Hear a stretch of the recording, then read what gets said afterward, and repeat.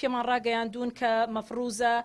فراوانکردنی شار لەسەر بنەمای کوژانەوە یاخود تەرخانکردنی ئەو ناوچانە بێت کە ناوچەی بەردەڵانین نەک ناوچەی کشت و کاڵین. ئێمە بەش بە حاڵی خۆمان پارێزگاری لە مافی جوتیارەکان دەکەین بۆ ئەو ناوچانەی کە زەویەکانیان بە پیتی کشت و کاڵینە و مەفروزە وەزارەتی شارەوانی هەنگاو بنێ بە ئاراستی ئەو ناوچانەی کە ناوچەی بەردەڵانین و ئەم نووسراوە جگە لەوەی کە چەند جارێک جەختمان کردوتەوە لەگەڵ وەزارەتی شارەوانیش بە هەمان شێوە ئەمەمان باس کردووە. ڕاستە فەرمانبەرانی هەرێمی کوردستان مافی خۆیانە کە زەوی وەربگرن، بەڵام دەبێت پلانی وەزارەت و ماستەر پلانی وەزارەتی شارەوانی لەسەر بنەمایەک بێ کە زەوی کشت و کاڵی بەپیت پارێزراو بێ. بە فەرمی بەڕێوەبەرایەتی گشتی کشت و کاڵی پارێزگاکان بەڕێوەبەرایەتی گشتی کشت و کاڵی پارێزگاکانمان ڕاستپاردووە کە بەڕێوەبەرە گشتیەکەمان سەرۆکی لیژنەی کوژانەوەیە